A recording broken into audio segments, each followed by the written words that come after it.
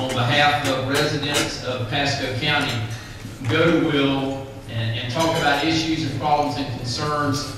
And I can honestly tonight stand here and tell you that not one single time have I ever seen an indication that the results of his efforts on their behalf had anything to do with what they may be able to do for him or to him.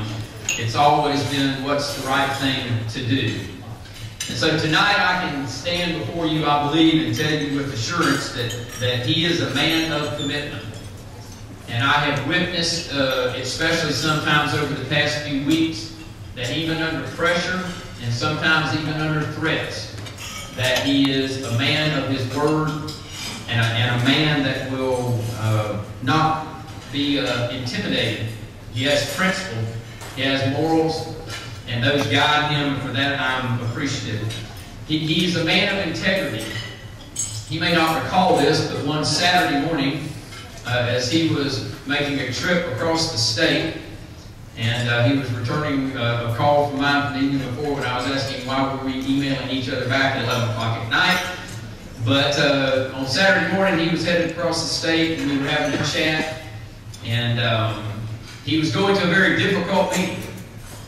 And I told him, I said, Will, you know, this could blow up in your face, and it could be ugly.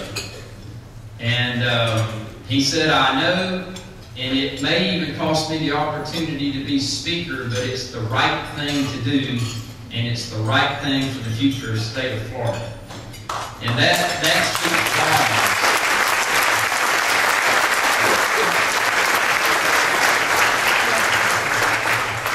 You may not remember some of his comments from time to time, but other people do, and for that I was extremely appreciative.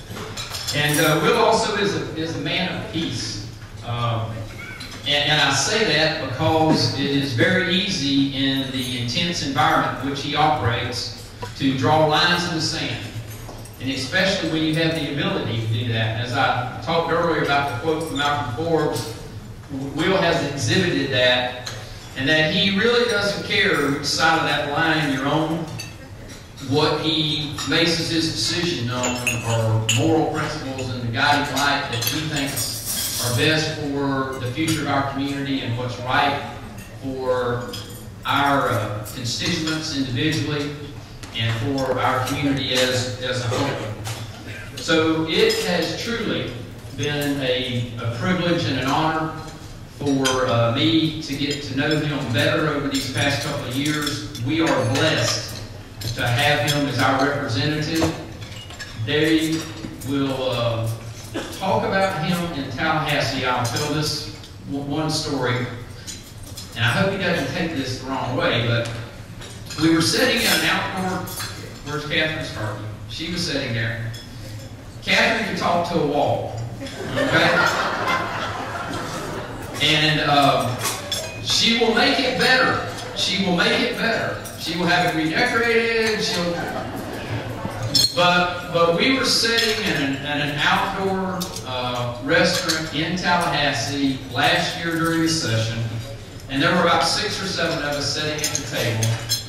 And I sat back because nobody knew who I was, and furthermore, nobody cared, and just watched as the other elected officials that were sitting at the table also, I think, sat and watched as the people walked by and they would see Representative Weatherford and come over and greet him.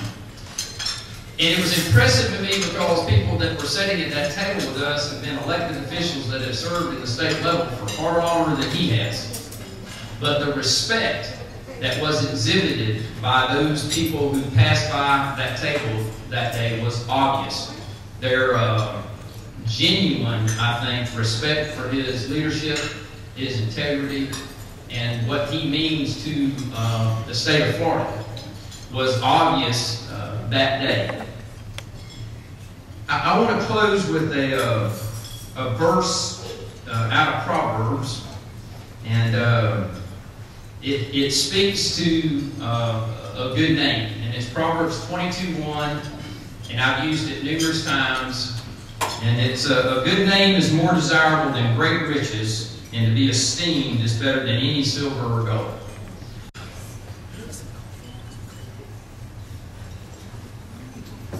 Years ago said, in our life we have to do all the good we can, for all the souls we can, all the times we can, in every way we can, with all the zeal we can, as long as ever we can.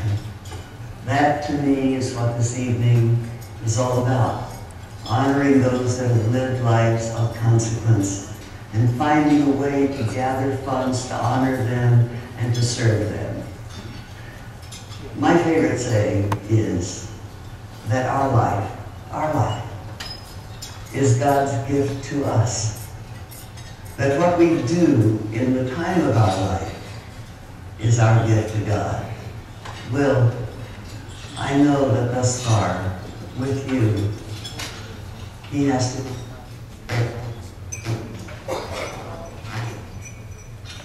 God bless.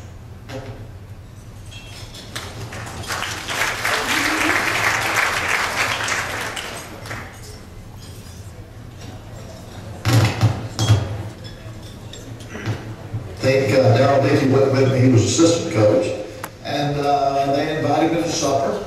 And so we sat around the table with about mom and daddy and probably eight brothers and sisters. Seemed like somebody was missing. There was 8 there, you know what? And the thing that impressed me the most was the family atmosphere. You know, kids enjoying each other, having a good time with each other. And a mother and daddy that love their kids, and all the things, to be honest with you, that are missing in today's society. They remind you of the old American families, where you raised a lot of kids to work on the farm and handle the chores, you know. And that's the #1 memory I have. Now, if Will is like Drew, he's about as honorable a guy as you'll find. Really, Drew Weatherford is as honorable a young man I've ever coached. I would trust him with anything, you know. And I think Will comes out of the same mold. I've met Will, you know, and he's like all the family members. You can't ever like